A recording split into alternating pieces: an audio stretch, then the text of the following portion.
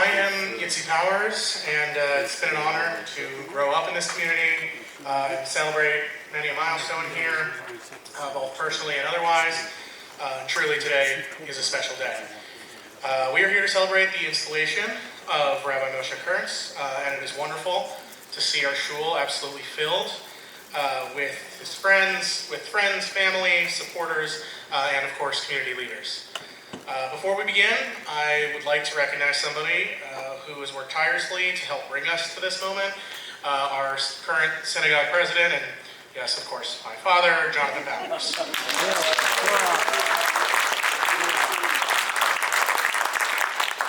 I think I rewrote this next sentence about 7 times, but his dedication and commitment to the congregation has been inspiring, and we are beyond grateful for all he has done to guide us to this day. So, it is my honor to welcome him to officially begin our program.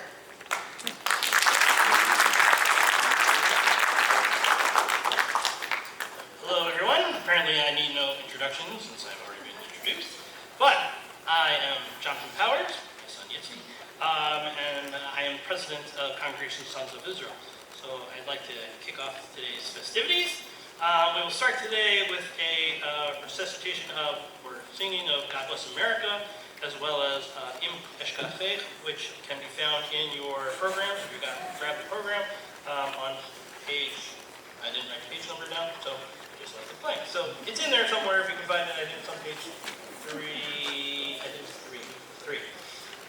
Of course, we will be singing God Bless America to recognize, of course, that America is the land of freedom. And as Jews, we have been able to practice our religion freely here in this country, and so we recognize America for doing that. And of course, we will sing Im Eshkachech because even during times of simcha, of joy, we still, our hearts are not complete until our holy temple is restored in Jerusalem. So, yeah, if you want to stand.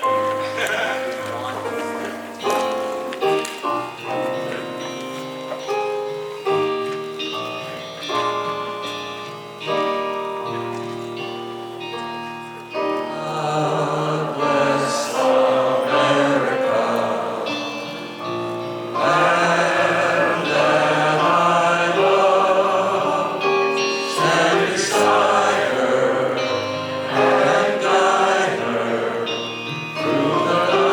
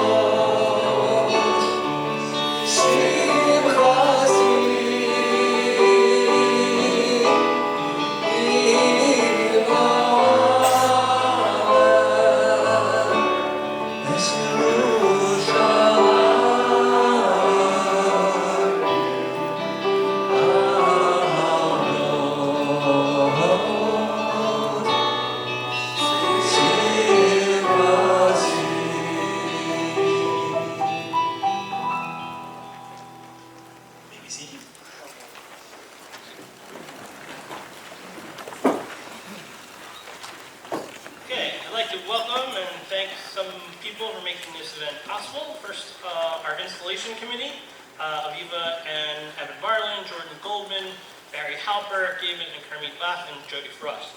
I'd like to thank all of our sponsors, the list of which can be found in your programs in the back of your program.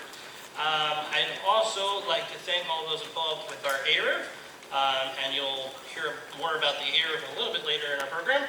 But of course, I'd like to thank our eruv checkers, David Bach, Kevin Dana, Michael Patton, Bob Levandando, Steve Tager, Dave Lambert, and Ira Robbins. I'd also thank some of the organizations that are involved with our eruv. Most recently, of course, PennDOT, not recently, but recently helped out with big time, PennDOT, PPNL, and Verizon. I'd like to thank the following government officials who are joining us today. Allentown City Mayor, Mayor Tuerk, Pennsylvania State Representative Mike Schlossberg, actually who is not here, he had a family emergency, but also Lehigh County Coroner Daniel, I'll get this wrong, Daniel Buglio? Okay, great. Allentown Chief of Police, Chief Charles Roca, and Lehigh County Sheriff Joe Hanna. I'd also like to thank several of the leaders in our Allentown Jewish community, agencies for being here, as well as the Allentown clergy members that are here as well. Jerry Zimmerman, the Director of Jewish Federation of the Lehigh Valley, Joanna Powers, my wife, Head of School of the Jewish Day School, Chelsea Karp, Director of Jewish Family Services, Eric Leitman, Director of the Jewish Community Center of the Lehigh Valley, Debbie Zoller, Rabbi Alan Judah with the Jewish Family Services, Rabbi Michael Singer, Congregation Bris Shalom, thank you, Rabbi Shoshana Tornberg, I didn't see her come in yet, but, oh, there you are, okay, stuck it in the back, okay, great, Congregation Knesset Israel, Rabbi Moshe Kurtz, it's also here, great, okay, great. Temple Bethel, Rabbi Yaakov Halperin, Chabad of Lehigh Valley, Rabbi Baruch Greenberg, Chabad of Muhlenberg College, and Ira Blum, Pillow Director of Muhlenberg College. I apologize if I missed anybody, but thank you all for coming tonight. With that, I turn it back over to the speaker.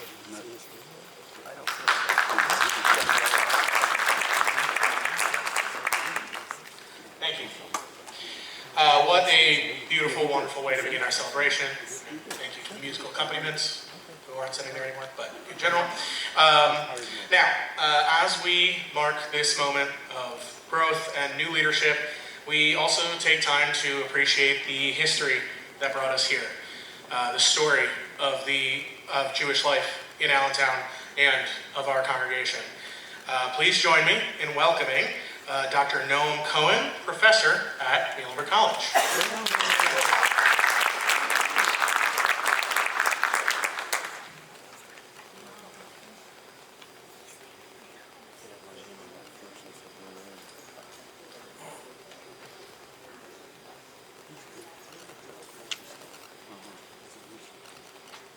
As we have fun with technology, which is always fun, no matter what we're doing.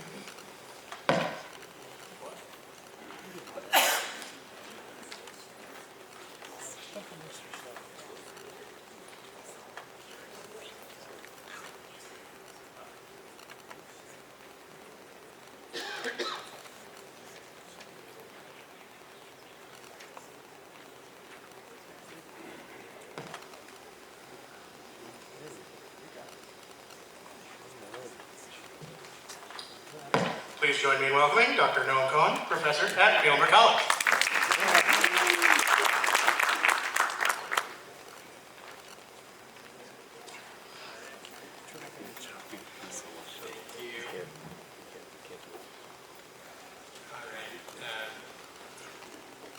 As Rabbi Kurtz knows, recently I've been doing a little bit of research into the early period of Jewish communal life in Allentown.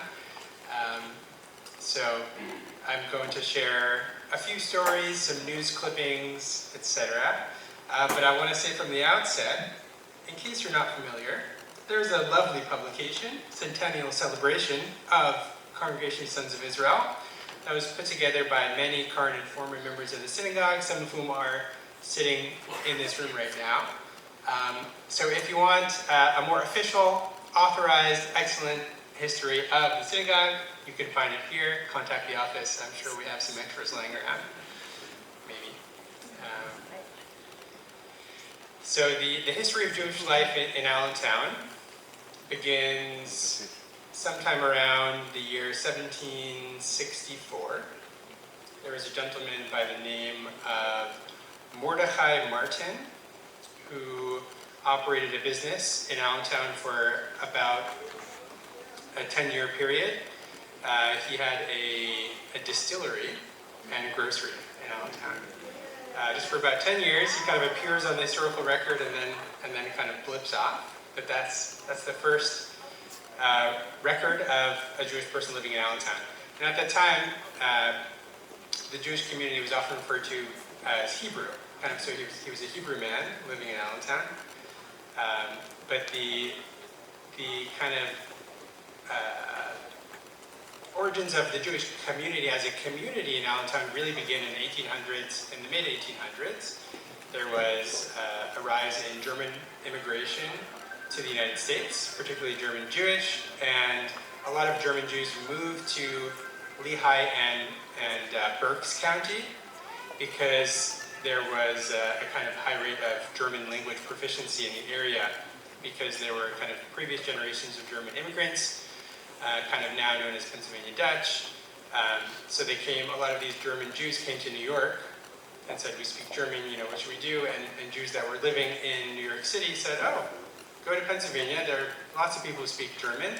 It'll kind of be easier for you to conduct business. So kind of the 1850s is when Allentown saw its first significant Jewish settlement, and that was downtown, sort of west of the Jordan Creek, typically around Hamilton Boulevard. And that's where KI, Knesset Israel, began renting a room on Hamilton Boulevard, it's like 714 Hamilton Boulevard, around the year 1883. It didn't have a name yet, but that was the first congregation that met in Allentown. And the first Orthodox synagogue also begins meeting around that time in 1883. And the Orthodox synagogue was populated mostly by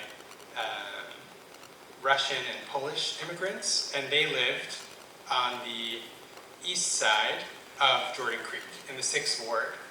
And I don't think I have it on the slide, but early morning call articles referred to the 6th Ward as the Hebrew colony of Allentown. So to give you a sense of how densely Jewish the 6th Ward was in the late 1800s, it really was. So the first congregation was established there. It was called Agudas Achem, as I'm sure many people here know. And there are some good highlights. Yeah, you can go ahead. Yeah. So that photograph was from the JCC basketball team in 1922. So the JCC was originally downtown Allentown. It was in a Victorian home that was purchased for the Jewish community by Max Hess Sr. of Hess's department store. And then it was renovated. A lot of the early articles point to the basketball team as being the reason why it was renovated, because they didn't have adequate space to play basketball. Yeah, okay, this is great. Yeah, keep going. That's early step. Okay, just a few notes on how the Jewish community was kind of initially perceived in Allentown. There's a news clipping there advertising some kind of shooting competition, and the winner receives an animal that was going to be ritually slaughtered according to Jewish custom. And the article, it's 1881, it explains that this is such a novel concept.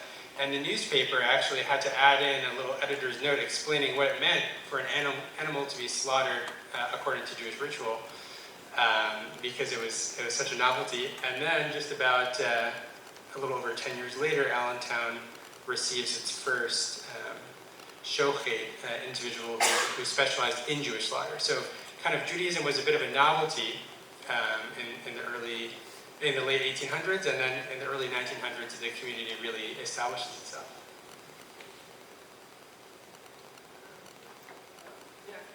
So this is another article from the Morning Call. It says, a mercantile race.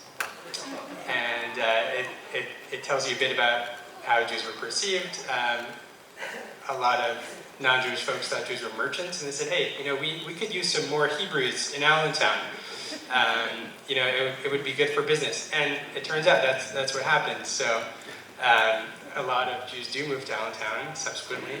And so the Russian Jews and Polish Jews were living in the 6th Ward because that's where most of the factories were. And a lot of them were peddlers. Oh, that's great. Okay. Great. And then a note about rabbis. So the first rabbi in Allentown that we know of was a man by the name of Emanuel Markowitz. And he was born in Vilna. He came, I think, kind of straight to Allentown in 1886 or 1887. What's this one? So he was well loved. This is, if you look at the screen, great article about a rabbi in jail.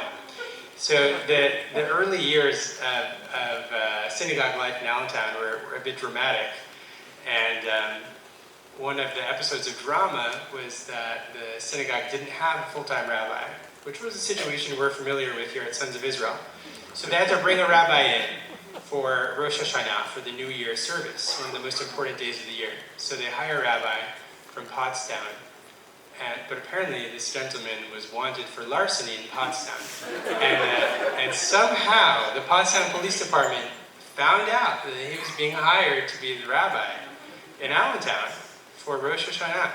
So they send a message to the Allentown Police Department, and I don't know, you probably can't read it on the screen, but it's very funny. And they give this description of the man, and they say, rabbi, about 40 years old, gray whiskers, and that's a direct quote. And so he gets arrested when he gets off the train, and then the members of the synagogue say, it's the new year, we brought him in to be the rabbi, we didn't know. And they try to get him out on bail, and the police went, sorry, he's wanted in Pottstown. So Rabbi Kurtz has a lot to live up to, but he's already outperforming some of his predecessors. Yeah, very good. And in case you didn't know, Allentown has a history of having chief rabbis. So as we heard in the introduction, there are a lot of rabbis in the room today. And this is true from early on. So there were a lot of rabbis, in particular in the early years, a lot of Orthodox rabbis in Allentown. And the community established a process of having a chief rabbi, kind of who would oversee the other rabbis. So I don't know if this is part of the program, but I would like to congratulate Rabbi Kurtz on being the new chief rabbi of Allentown.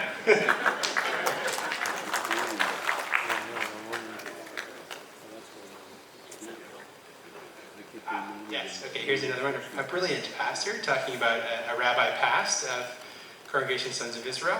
And there were a lot of nice clippings of the synagogue being very excited about their new rabbis. And on a sincere note, I think there was that feeling in the congregation today that there's so much excitement that Rabbi Kurtz and his family have brought with us, and that's captured in some of these previous ones.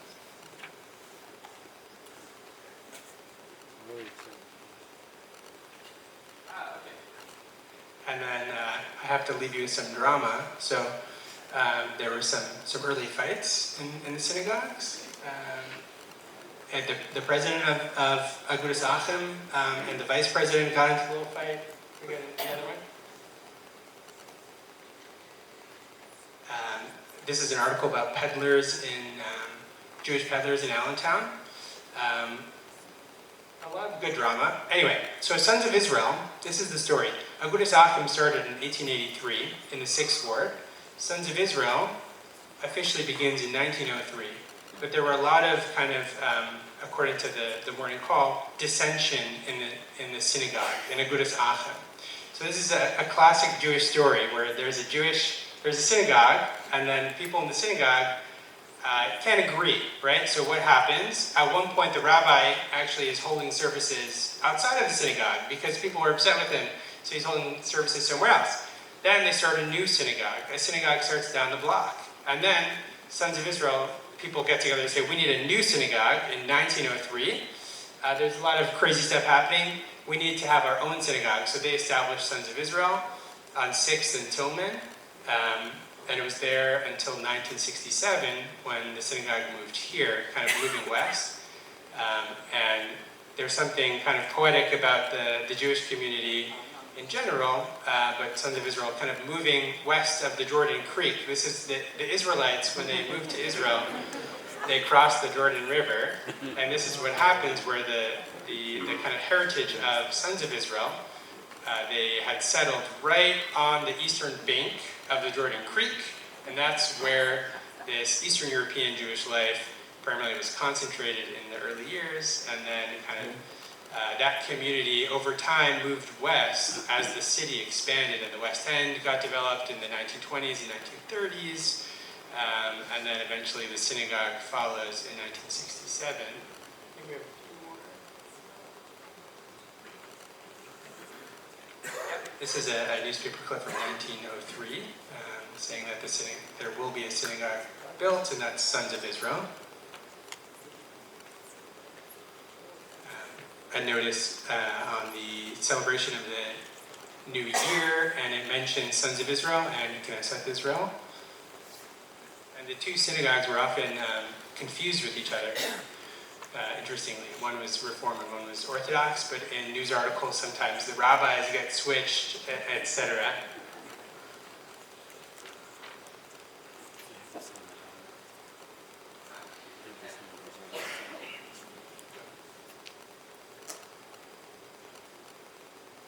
So these are just some clippings from the early history. The first building was built in 1908, and just like today, it was reported that there were a lot of dignitaries, local dignitaries, that came to the kind of inauguration of the building, etc. And some other things that Jonathan will just kind of maybe filter through quickly.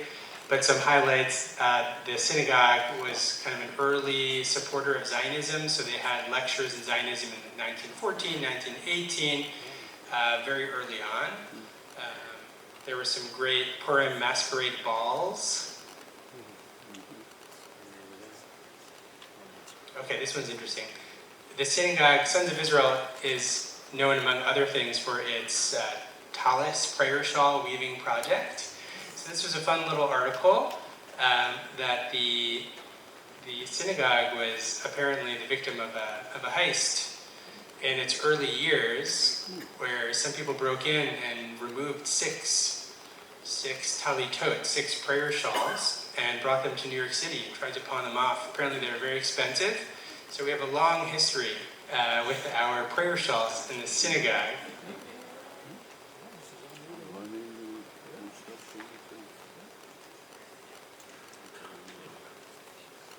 And then I think this may be one of our last ones, but I wanted to highlight that the congregation has a history of different forms of civic engagement. So here, this article talks about services that were centered around including active servicemen who were stationed near Allentown. There's also a history of Boy Scout services, and the synagogue would hold different candidate debates, etc. Okay, and this is at the conclusion of World War II. So the synagogue held a special service of Thanksgiving at the end of the war. So I wanted to include a few of these. One kind of in honor of members of the broader Allentown community who are with us today, but also because I know that Rabbi Kurtz is that's one of his goals, is kind of to broaden the synagogue's connections with the broader civic community, and we in fact have a rich history of this. So that's all. Yeah. Okay. So congratulations again to Rabbi Kurtz. If you want to learn more about the synagogue, find it here. If you want to learn more about the drama, you can find me later.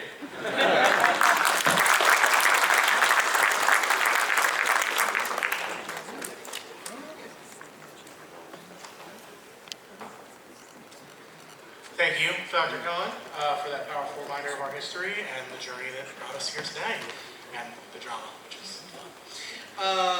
Now, we welcome a leader who strengthens Jewish life across our region, Jerry Zimmerman, Executive Director of the Jewish Federation of the Lehigh Valley. Jerry, thank you for being here, and it is all yours.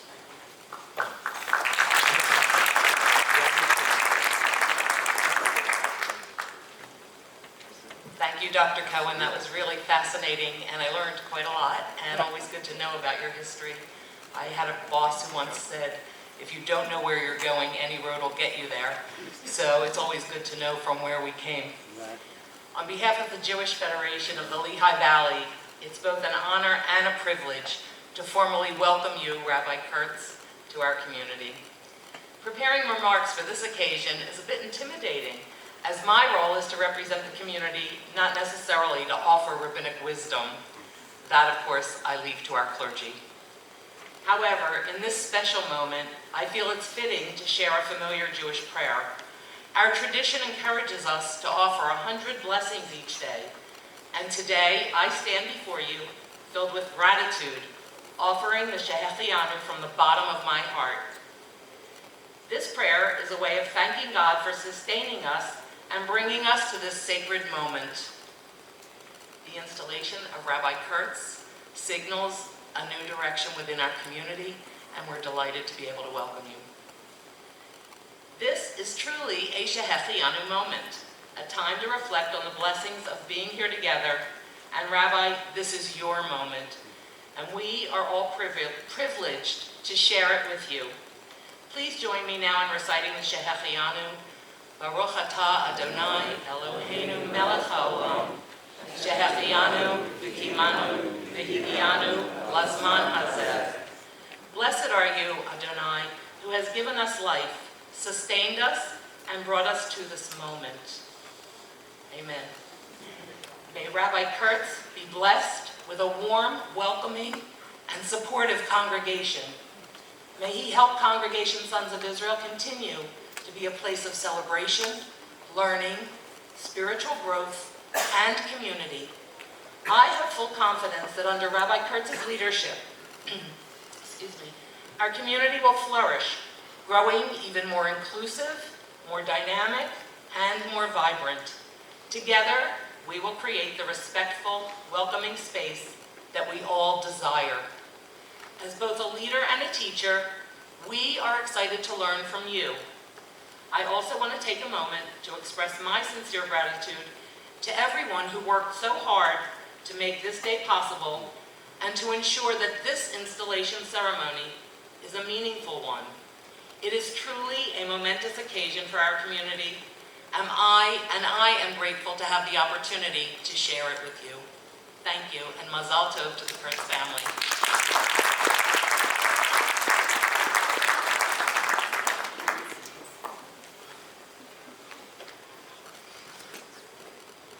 Thank you, Jerry, for those wonderful blessings. Obviously, many brachos to you, your family, and the rest of the community moving forward. Thank you as well for your leadership and partnership. We are grateful to have everything that the Federation does for the community. At this time, we would like to honor and recognize the heroic work of our first responders, individuals who dedicate their lives to protecting and serving our community as a whole. To lead this tribute, please welcome back President Jonathan Powers.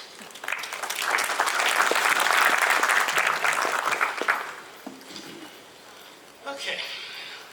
As a young child growing up, like many others, I wanted to be a fireman. After all, they have the coolest equipment and uniforms, the most awesome transportation, and of course a spotted black and white dog. And of course, they get to save lives and help people. However, as an adult, we soon realize just how dangerous being a first responder actually is. Firemen suffer from smoke inhalation on a frequent basis, or perhaps some other injury that's worse. We hear of policemen on routine traffic stops or home visits being shot and killed on the job. First responders are the ones who run towards danger to protect and save others, risking their own lives. Last week was National First Responders Day. I learned that from the mayor's Facebook page. I didn't know that at the time. And today we'd like to pay tribute and thank our Allentown City first responders who put their lives on the line to protect and serve our community. In honor of our first responders, I'd like to call upon Allentown Chief of Police, Chief Sechiras Roca, as well as Mayor Tuerk, to receive just a small appreciation. So if you guys can come up, that'd be great.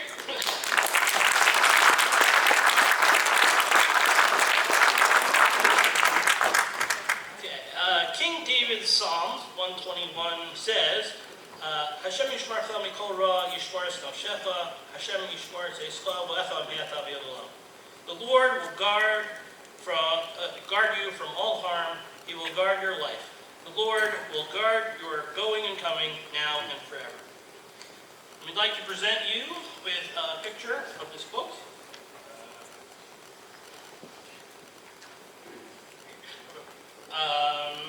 A picture of this quote presented by Congregation Sons of Israel on this date, the 2nd of November, to, of course, hang in your office, firehouse, police station, or wherever you find a place for it. Thank you very much for protecting our community.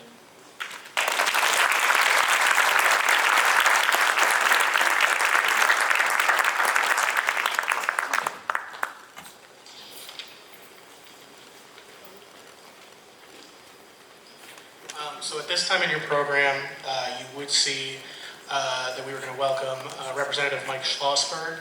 Unfortunately, as mentioned earlier, he had a family emergency. So at this time, Rabbi Moshe Kurtz will come up and just say a few words on that real quick, and then we will continue.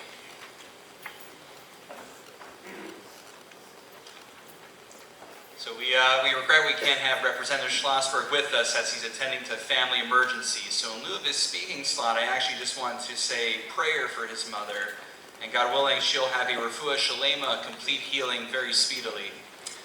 Mishaberach Avoseinu, Avraham Yitzchak Yaakov, Moshe Aaron Dod Shlomo, who yivaret v'irabe esachola, Reza Tova Basara, Bavor Shanach Mispal Bavura, Bizkarzeh Kadosh Baruch Milirachim Aleha, Rachamim Raposa Chazika Chayosa, Yishlach La Mehera Refuah Shlema Min Hashemayim, L'chol Yevareah, Chol Yigideh V'Soshar Chol Yisrael, Refuah Nefesh Refuah Saguf, Hashka Bagal Izman Kariv, and let us say, Amen.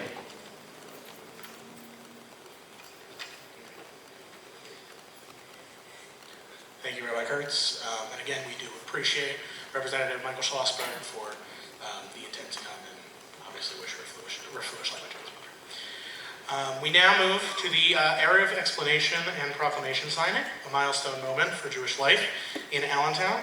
Please welcome Rabbi Moshe Kurtz, Allentown Mayor Matt Tuerk, and Allentown Police Chief Charles Roca.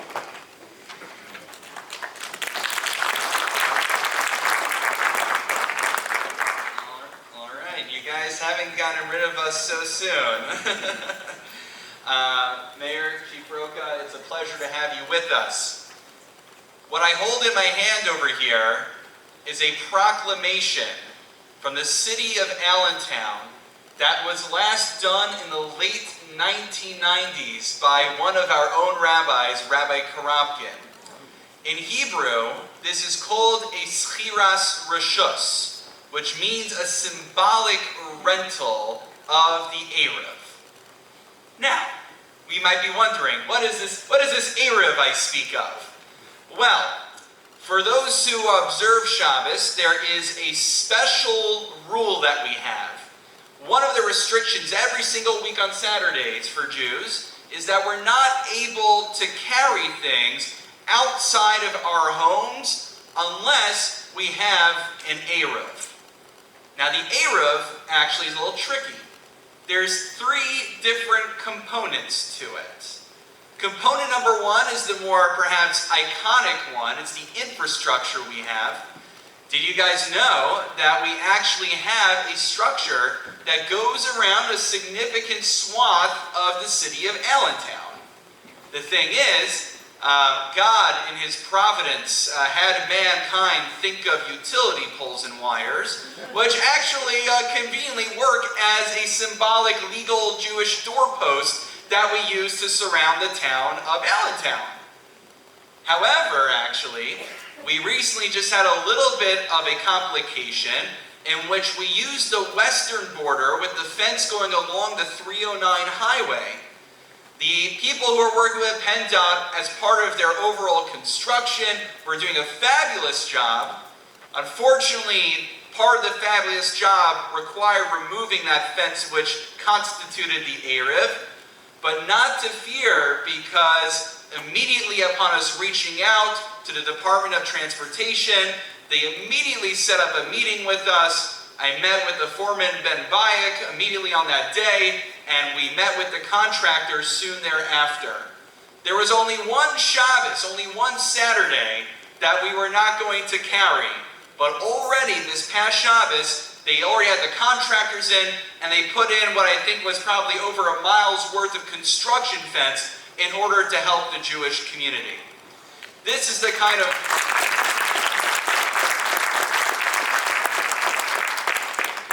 I am so grateful that we have leaders, not just in our Jewish community, but in our municipal leadership, our state leadership, who are our friends, and I look forward to deepening that relationship as we go forward. The other thing that's in the eruv that we may not know about is that there's a box of matzahs that exists.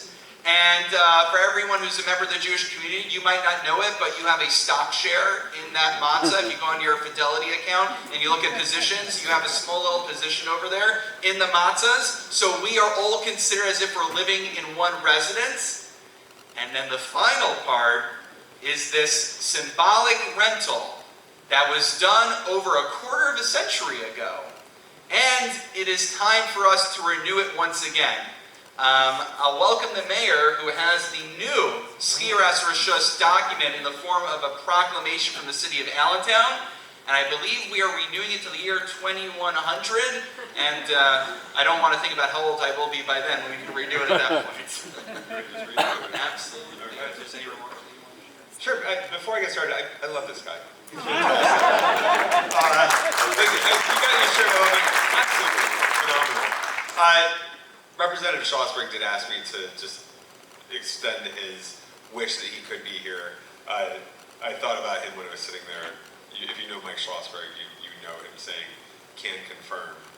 I can confirm that he is with his mom right now, because in addition to being a great representative for our city, he's also a great son. So he's with his mom. He does truly wish that he could be here. What else did I want to say? The first responders. Thank you so much for doing that. Our first responders in this area do rush in where there is danger, and they are part of a new generation of first responders, where they're not just responding to emergencies, but they're also key components of our community. They are involved, both as firefighters, as paramedics, and as police officers, every day in strengthening our community. And I think that your appreciation of them goes very far, particularly as they deal with not just the immediate consequences of responding to emergencies, but the long-term consequences as well. And that's where, part of why I love this guy is he is working to extend the community more broadly. And I believe strongly in the importance of showing up.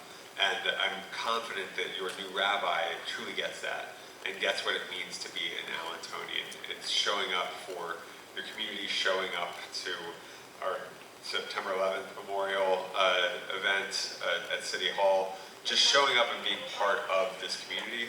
And I can tell you with certainty, I showed up at an invitation for Rosh Hashanah a few weeks ago. I have never gotten more feedback on anything than I did showing up here at Congregation Sons of Israel for Rosh Hashanah. So you can count on me to continue to show up for you. And with that, I will jump into this proclamation.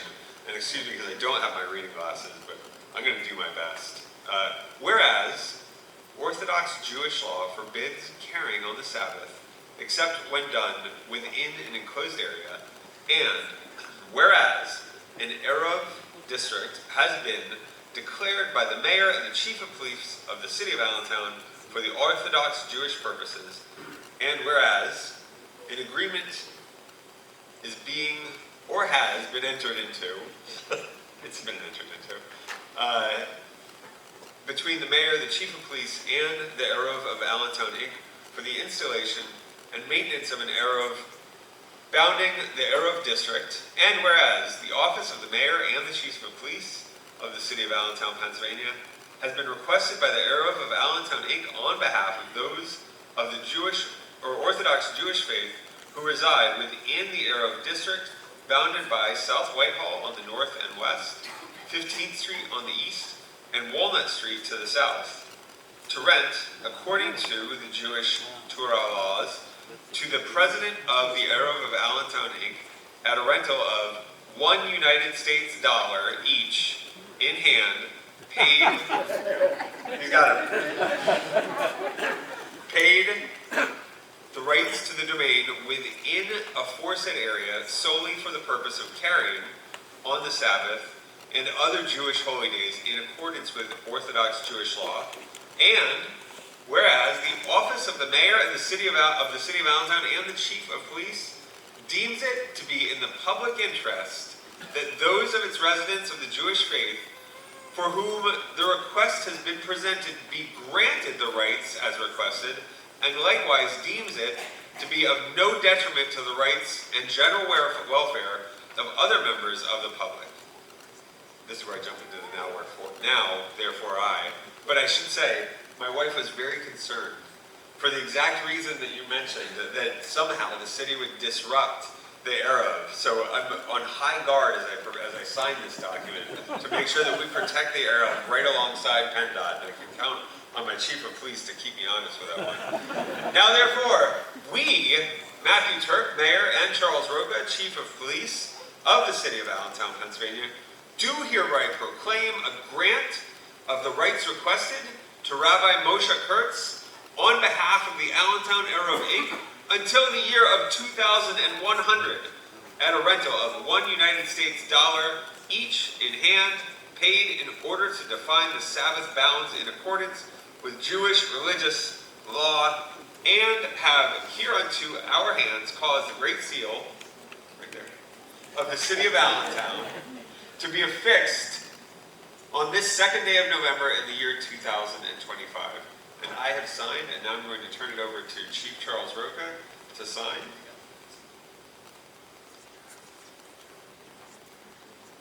And then I will ask the eruv representative, I take it that your eruv representative will be Rabbi Moshe Kurtz? Or John Powers?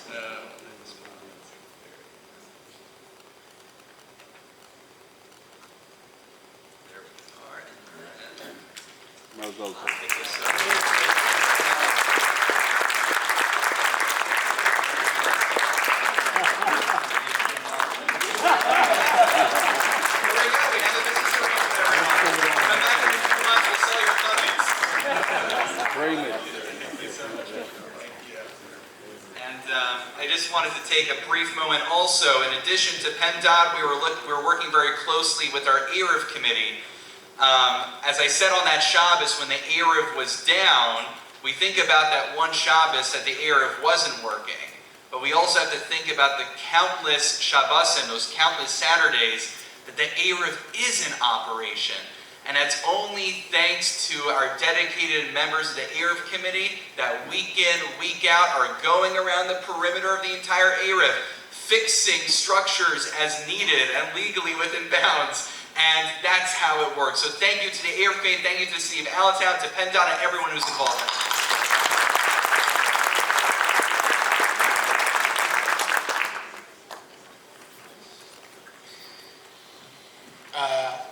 Once again, thank you, Rabbi Kurtz, Mayor Tuerk, and Chief Roca for joining together to support our community. One more round of applause. Moments like this remind us of how meaningful it is when civic and religious leaders can come together to build a stronger, more connected Allentown. Now, not featured in your program, we have a delegation from Rabbi Kurtz's Stamford community Please welcome Paul Schieber to say a few words on their behalf.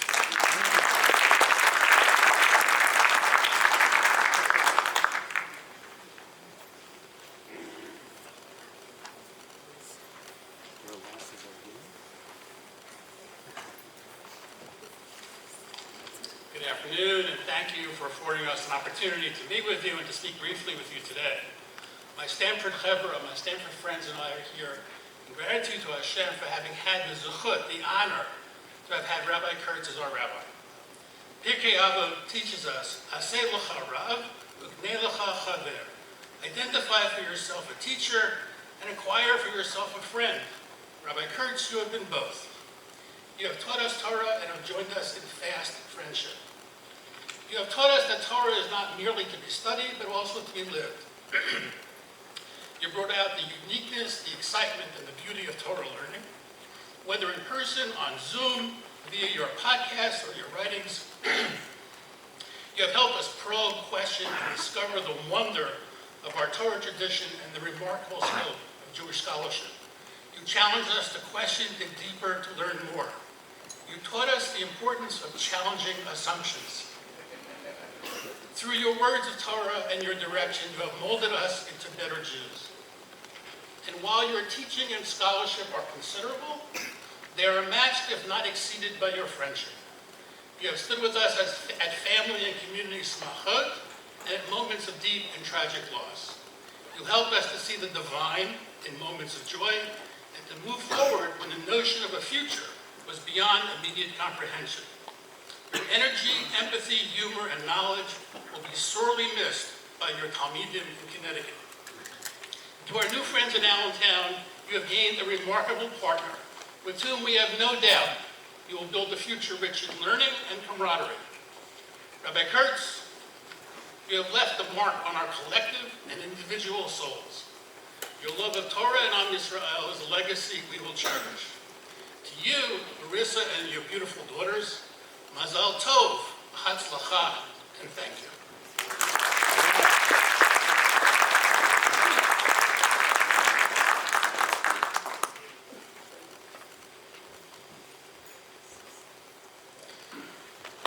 Thank you for coming to this joyous occasion and helping us celebrate. Okay, now to introduce our new rabbi, please join me in welcoming Rabbi Ezra Cohen, Assistant Rabbi of Lower Merion Synagogue and a close friend to Rabbi Moshe Kurtz.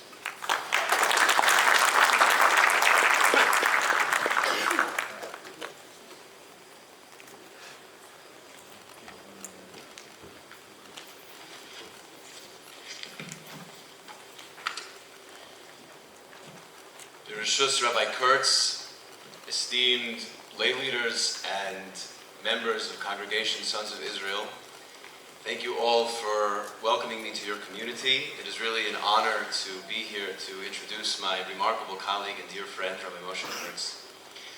Rabbinic installations are a funny thing.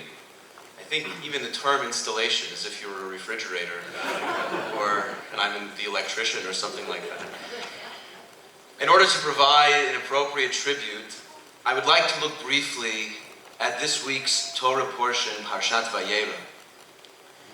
There are three narratives that dominate this week's Torah portion: the destruction of Sodom, the birth of Isaac, of Yitzchak, and the near sacrifice of Yitzchak on the altar, the binding of Isaac. Almost every verse, actually, in our Parsha is related to one of these three stories. And when you think about it, I actually do think that these stories actually share a common theme. And we'll start at the very, very end. Akedat Yitzchak, the binding of Isaac, at the end of our Parsha. Abraham prepares to sacrifice his son. At the last minute, an angel appears and says, wait, and Abraham waits. And the ram appears, and he replaces Yitzchak with the ram. There's a lot to learn from this story, but I think that one message is that good things come to those who wait. Abraham listens to the angel, knife in hand, he waits, and his son Isaac lives. Story number 2, Yitzchak is born. Isaac is born. Obviously, this happened first. Isaac's birth is among the most miraculous events in the Torah precisely because it took so long. After almost a century, Sarah is a mother. And not just to anybody, but to Yitzchak, to one of our heroes. And again, we realize that good things come to those who wait. And now for our first story, the destruction of Sodom. It's not an easy story to talk about at a Rabbinic Installation. It's really a tragic episode, but think about this. Avraham davens, Avraham prays for Sodom to be saved. And he's not successful. Sodom is destroyed except for one person. Abraham's prayer works to save his nephew Lot. And it seems like a failure, right? Abraham was not able to save the city. But tradition tells us that Lot is the ancestor of Ruth. And Ruth is the ancestor of King David. And King David is the ancestor of who? Mashiach, the Messiah. Which means that from Abraham's failed tefillah will come the Mashiach. Abraham prayed, and he thinks he failed, but the truth is that his tefillah kept alive the very person who is responsible for fathering the world's Redeemer. And Abraham could not have known that at the time. He was probably disappointed in his prayer. But his tefillah ultimately ended up saving the Mashiach somewhere down the line. And again, we're forced to recognize that good things come to those who wait.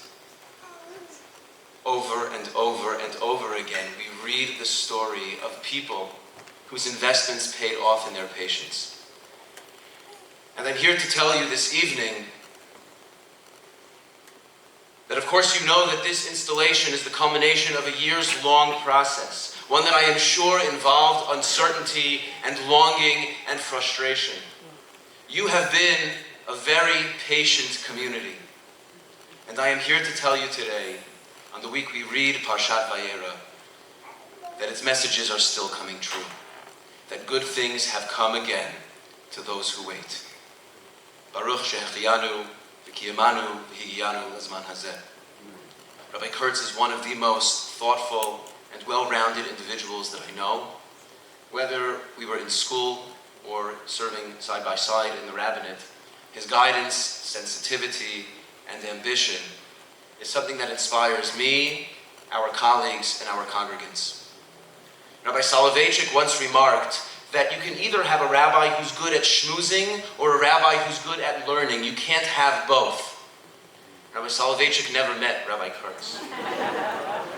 Rabbi Kurtz is a true Talmid Chacham. Not only has he been trained by venerated scholars such as Rabbi Moshe Tendler, but he is one of the most well-researched and organized and simply erudite rabbis that I know. And that erudition does not come at the expense of his breadth. It is not often that you find a rabbi who has both innovated the idea of a classic rock kumsitz and published a book on the teachings of Rabbi Moshe Feinstein. Rabbi Kurtz flawlessly integrates his love of Torah and his affinity for the broader world. And in that way, to me and to others, and in so many other ways as well, he is a role model. And now you have the privilege of his being a role model to you. Good things have yet again come to those who have waited. Two entities who are so lucky to have each other. What a tremendous moment for Allentown. What a tremendous moment for Rabbi Kurtz. And what a tremendous win for Klal Yisrael at large.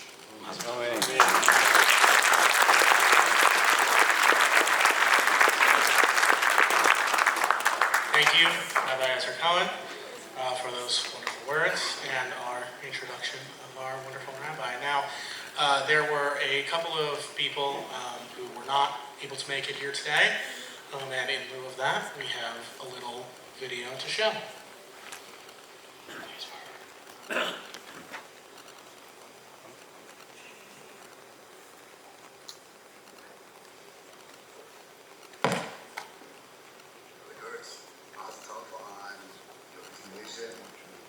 As you all know, Allentown is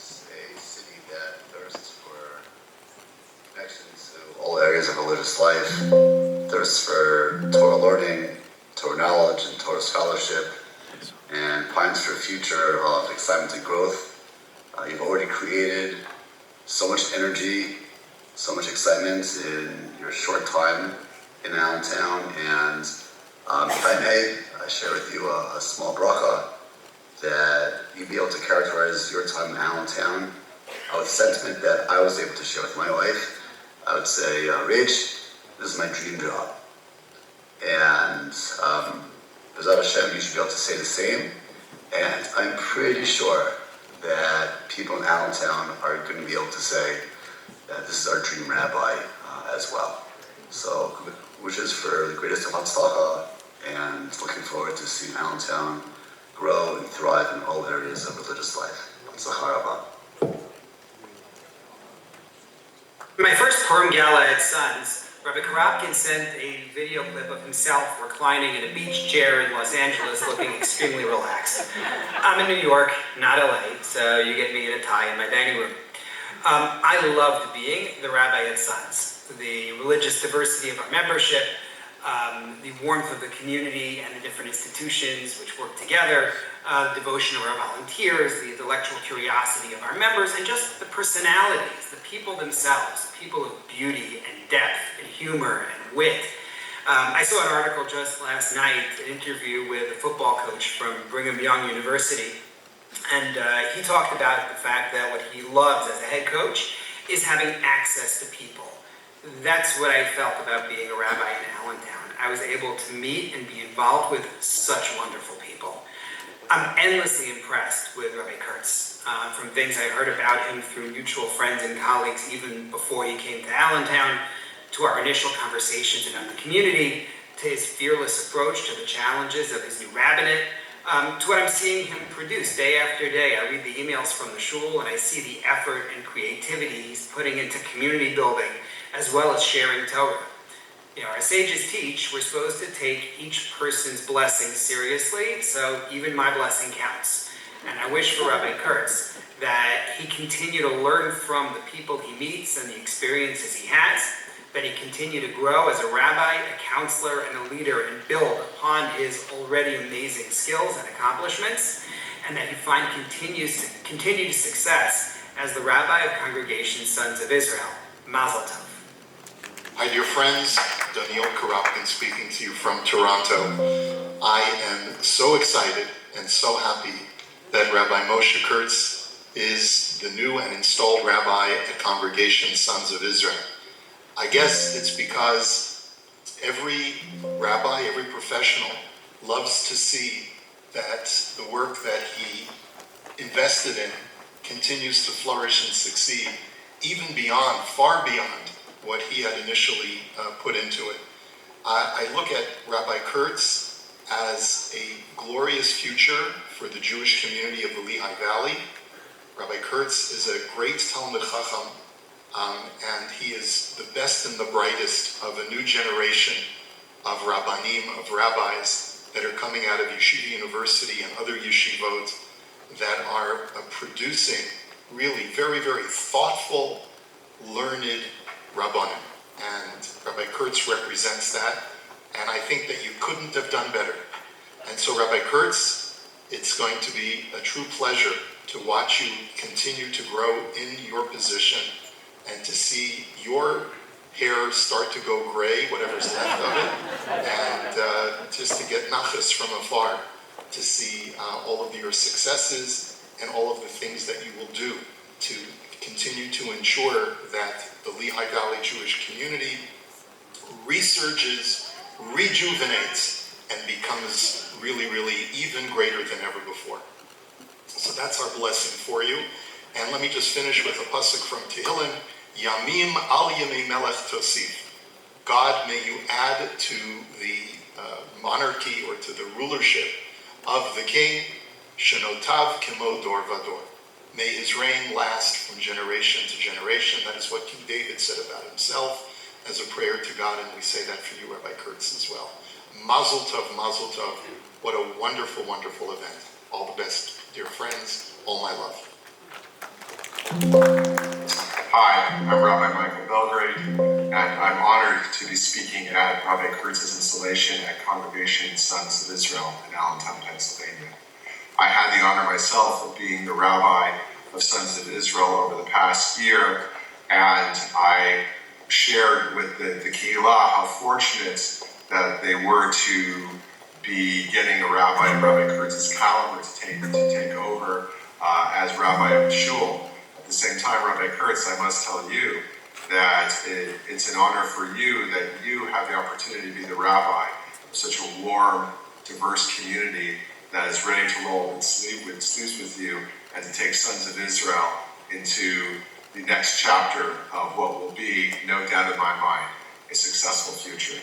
Mazal tov to you all.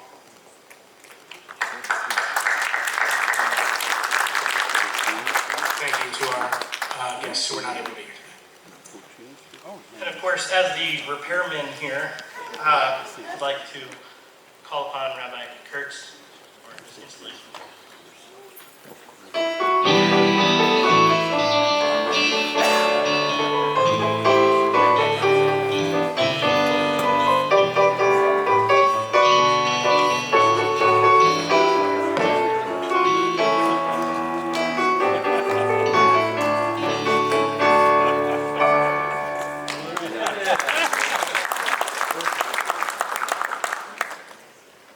You know, a few months ago, the Rabbinical Council of America, they decided to convene a group of what they call out-of-town rabbis, which I take to mean if you're not in certain communities, New York, New Jersey, you are then relegated to the out-of-town category. And during the icebreaker session, they turned around, they asked every single rabbi to say, why do you make the sacrifice to go to an out-of-town community? The answer I gave them was that I recall just a few years ago, I was mindlessly, my sins I invoke before you today, scrolling through Facebook mindlessly, and I noticed that amongst the Jewish people in my Facebook feed, there were two concerts going on concurrently. There was some Jews who were at a concert for Yishai Ribo, who is a very popular Israeli singer, particularly within the New York, New Jersey Orthodox circles. And concurrently through my feed, there were those who are at a Bruce Springsteen concert at the same time. And at that moment, it occurred to me that perhaps this is the finest marker of the schism between the in-town versus the out-of-town Jewry. And I said, my beloved colleagues, forgive me for this one, Carmies, my beloved colleagues, I wanted my chilek, my destiny, to be with the Bruce Springsteen Jews. Also, a few years back, I remember meeting a number of people who had post-COVID, they were moving out of the metro New York area. And we had a special gathering for these people. And I made my rounds, you know, just like at a Kiddush, a social gathering on Shabbos, you know, shaking the hand, saying hi to everybody. And I asked them, you know, what brings you out of the Upper West Side? What brings you out of New York? And they all had one common answer, I realized. They said, we didn't want to be in the, Bobby, forgive me, they didn't want to be in the 5 towns and in Teaneck and in the very concentrated Jewish communities. They were looking to move out of there. And then I thought about it this past week. In this past week's Torah reading, we had the Parsha of Lech Lecha, in which God commands Abraham that I want you to go for your own good. Lech, go! But the Torah tells us also, in just a few weeks from now, we're going to read another Parsha. This is Parshas Vayetze, which it says about Jacob 2 generations later. Vayetze Yaakov mi Beersheva, Vayelech Charan. That Jacob departed Beersheva, and he went to Charan. There is a distinction, an important distinction, between a Vayetze versus a Vayelech. Vayetze is when I'm departing and I'm looking to get away from something. I want to get out of where I'm currently living. But a Vayelech is when we go somewhere with a purpose in mind, for a positive reason.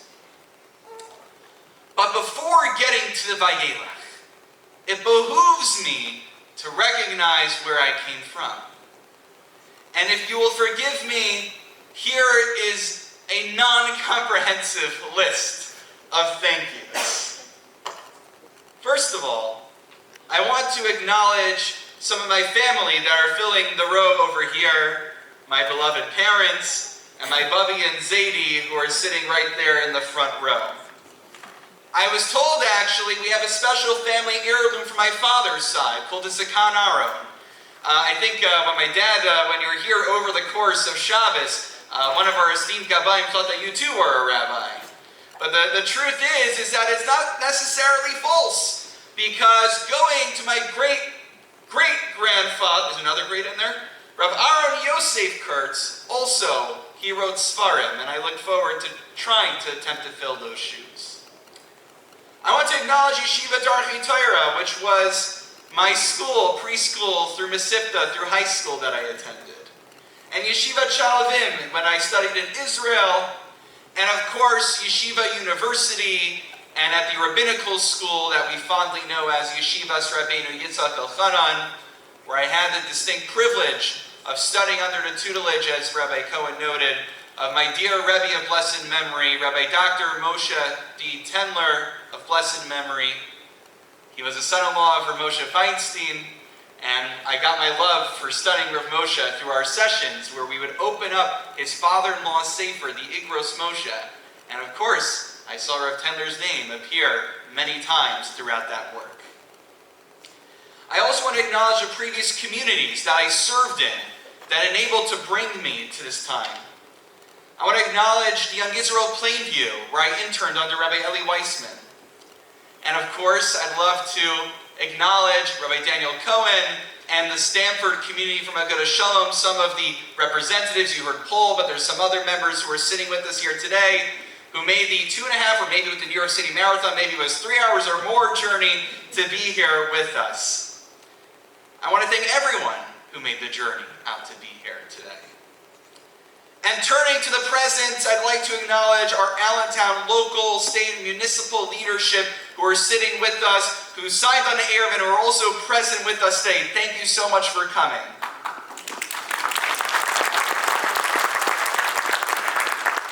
And of course, there's our Jewish leadership, represented by the clergy, the Federation, JFS, and the different Jewish nonprofits that make us the strong, diverse community that we are. I also, of course, like to acknowledge the leadership of Congregation Sons of Israel. In particular, I can't start saying names because I'm going to get in a lot of trouble, but I am allowed, I think, to acknowledge the 2 members of the search committee who were very much in touch with making it happen, Rabbi Jonathan Powers and also Dr. Evan Marlin, who called me up and ensured. They said to me, and they said to Marissa, again, I know I make fun of the what we call Jewish New York in-town mentality, but alas, I still have that. So we were very concerned moving just an hour and a half or so away from the Teaneck area in New Jersey. But what helped make us ultimately say yes was knowing that we have a community that has our back. And the search committee of the shul, and the leadership of the shul, and frankly all the members of the shul, many of them, of their own accord, reached out to us and ensured us that we would be taken care of, and I can say that they more than delivered on that.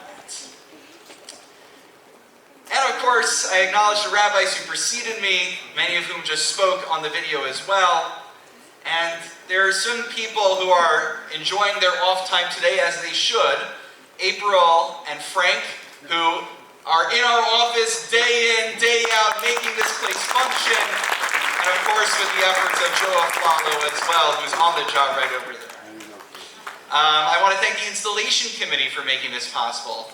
And also to our friend Gary, who's running the AV and taking all the photos very nicely. I could go through this entire room, but I know everyone wants to eat, and there's a prohibition in the Torah called Sachsum Shor B'Isho, that one shall not muzzle the chamor or the ox or the animal that wishes to eat, and the same thing applies to human beings too. So with that, allow me to wrap up. Of course, Achron Chaviv, saving the best for last. My dedicated wife Marissa, Talia, and Layla, my beautiful family who are here with us today, will be coming up in a moment to sing Adon Olam. And of course, I thank the Melech Malchi HaMelachim HaKadosh Baruch Hu. I thank God for bringing us to this day. Earlier in the program, we signed the eruv document. The meaning of the eruv is that it takes disparate individuals and aspects and facets of a separate community, and it fuses us all together into one. This is true vis-a-vis the Jewish community, and it's also true for our broader Allentown community as well. I want our Jewish community, I know it already is, and God willing, we will continue to be, not just those who kol pendat when our eruv is in crisis, but I want us to be givers as well, and that this is a mutual relationship with us and the broader Allentown community that we are a part of. Let us work to make sure that Allentown is not just a place where people say, Vayetze, I'm leaving somewhere else. Guess I'll come over here where things are a little cheaper, though it is cheaper than the New York area, I should say. Let us make it a Vayelech, a place where we have a purpose to go to, where we have a reason, and by God we have reasons that we want to be here. And I want to be a place for everyone. And that's true whether you're a Bruce Springsteen fan or even a Yishai Ribu fan. Thank you, everyone.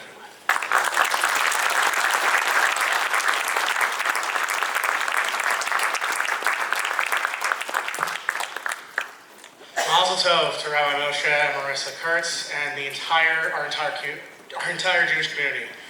We look forward to the Torah we will learn, the Simchas we'll celebrate, and the future we will build together. Now, our children have something special prepared to welcome Rabbi Kurtz. Just like every service that we have, we will conclude with the children's recitation of Adon Olam. Please join me in welcoming the children of Congregation Sons of Israel. Come on up, guys.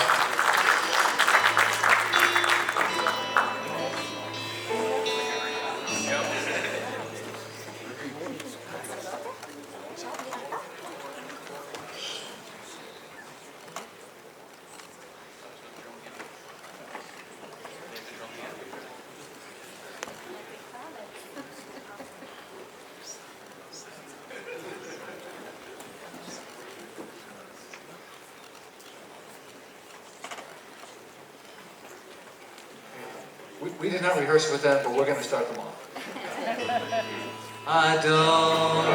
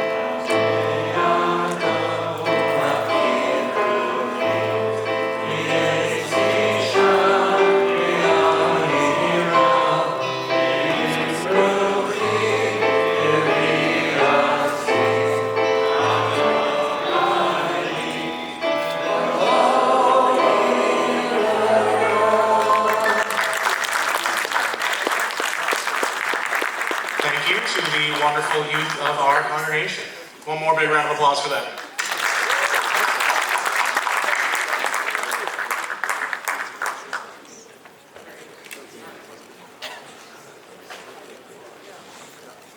And as with every week as well, of course, candy is a follow-up. Okay, I get to do the best part. Can I do it? We ready? Here we go. All right. Please join us in the social hall for food, drinks, and dessert, generously provided by members and friends of the community.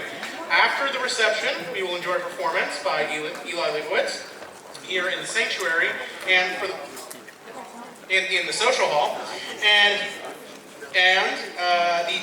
for the children there is entertainment downstairs, a balloon artist, and much more. So everyone has something enjoyable planned. Thank you again for being here to celebrate this milestone with our congregation. And once again, mazel tov to the Kurtz family, and enjoy the celebration. You can get up and go get food now.